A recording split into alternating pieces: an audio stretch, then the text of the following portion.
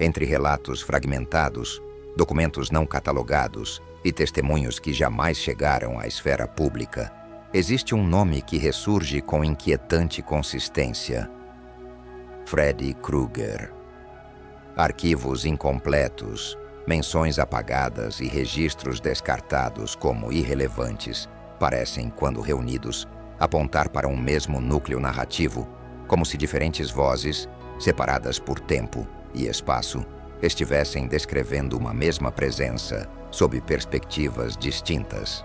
Para muitos, trata-se apenas de uma figura do imaginário coletivo, amplamente difundida pela cultura popular e reforçada por representações cinematográficas. No entanto, uma análise mais criteriosa revela algo além da simples coincidência cultural.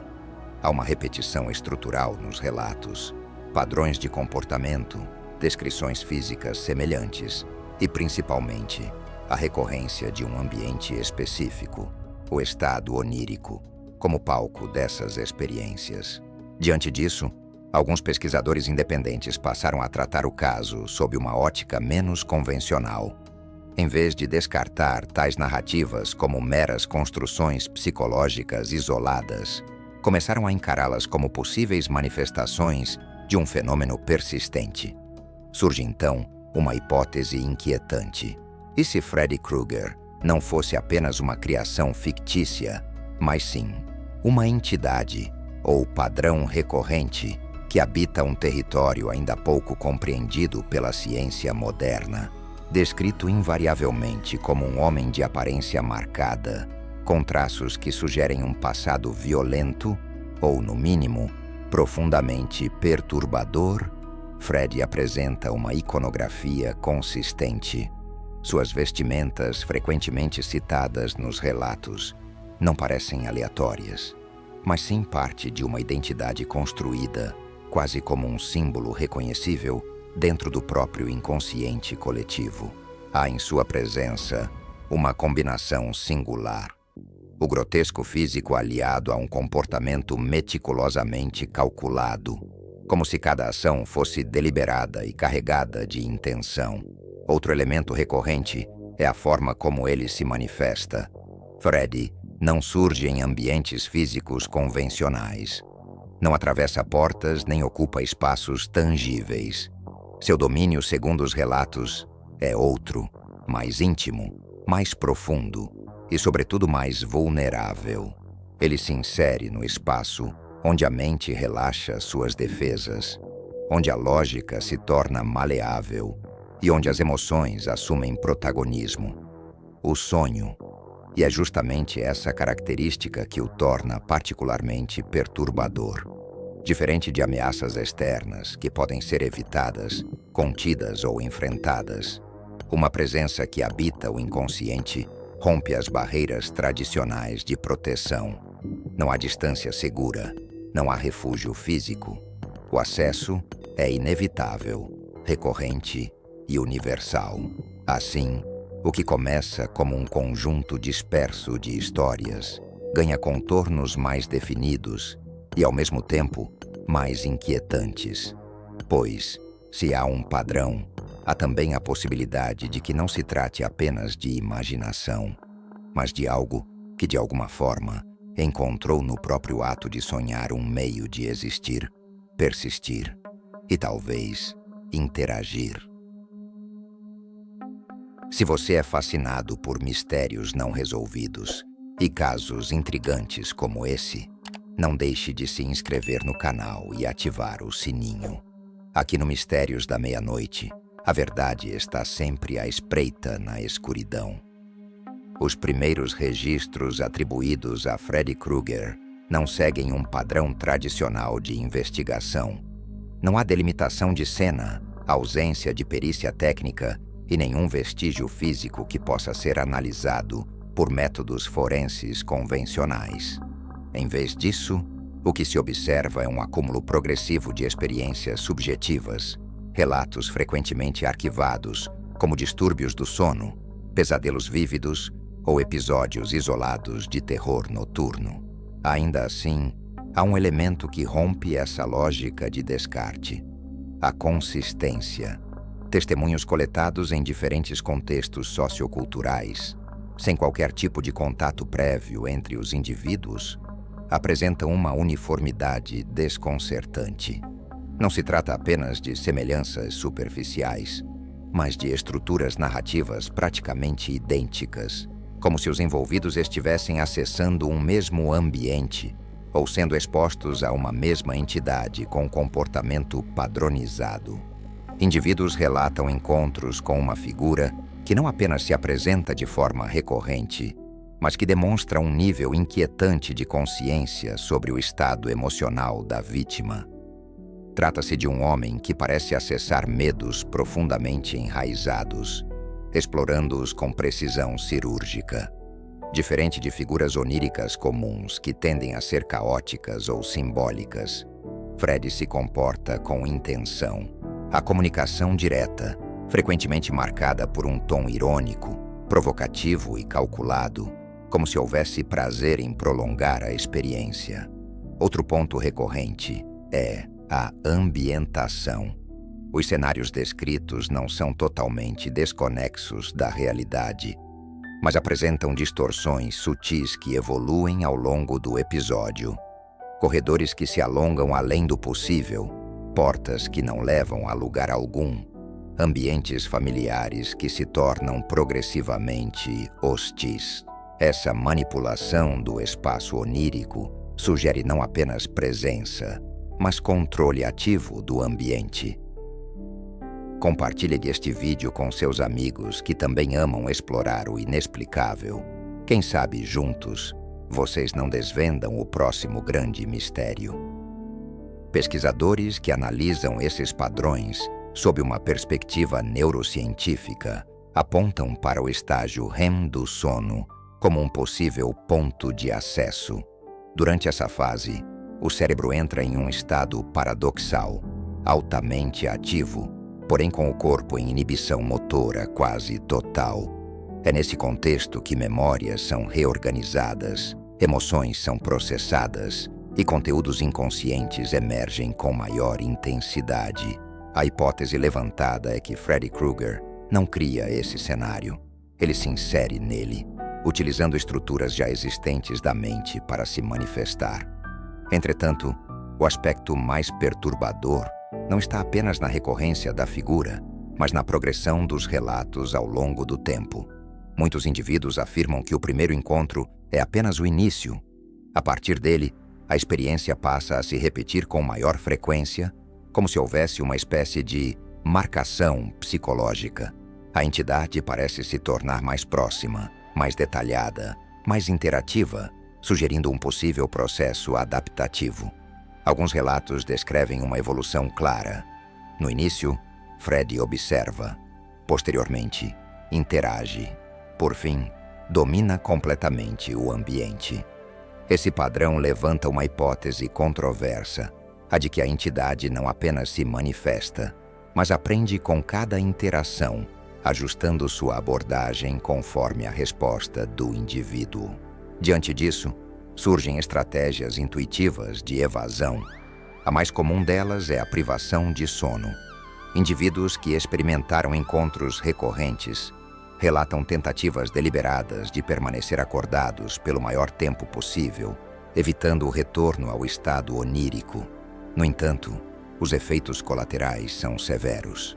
A privação prolongada compromete funções cognitivas, intensifica alucinações e reduz drasticamente a capacidade de distinguir realidade de imaginação.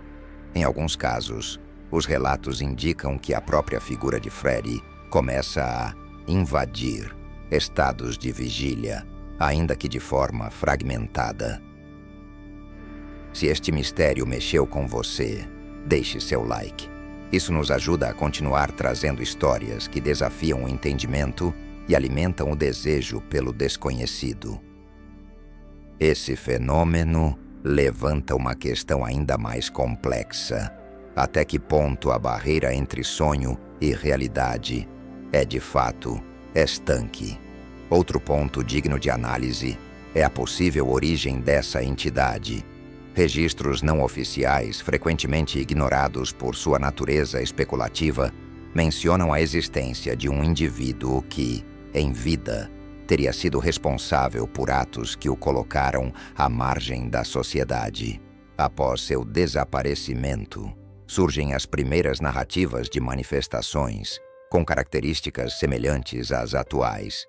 Embora não haja comprovação documental sólida, a persistência dessa história sugere que ela pode funcionar como uma espécie de núcleo simbólico que sustenta o fenômeno.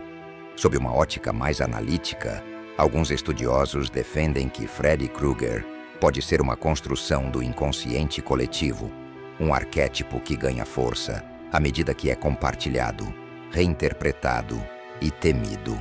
Outros, no entanto, não descartam a possibilidade de que se trate de algo ainda não categorizado, um fenômeno limítrofe entre psicologia, neurologia e algo que escapa à compreensão tradicional. Independentemente da interpretação adotada, há um consenso entre aqueles que investigam o tema. Freddy ocupa um espaço singular dentro da experiência humana.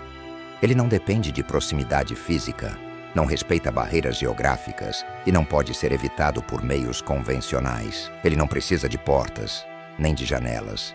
Seu acesso é concedido automaticamente, todas as noites. E uma vez estabelecido esse acesso, interrompê-lo pode não ser tão simples quanto acordar. Mas e aí? Eu quero saber o que você acha. Deixe seu comentário abaixo e compartilhe sua teoria sobre esse mistério. Sua opinião pode nos ajudar a desvendar ainda mais segredos escondidos na escuridão. Freddy Krueger permanece como um dos casos mais intrigantes dentro daquilo que alguns estudiosos passaram a denominar fenomenologia do terror onírico.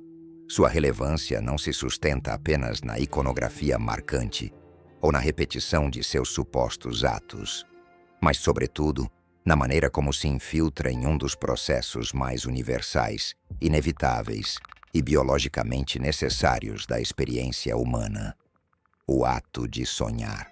Diferente de ameaças convencionais que podem ser localizadas, evitadas ou enfrentadas dentro de parâmetros físicos, Freddy se estabelece em um território onde as regras são maleáveis e a percepção é construída em tempo real. Isso o torna, sob certo ponto de vista, mais do que uma simples entidade ou narrativa recorrente.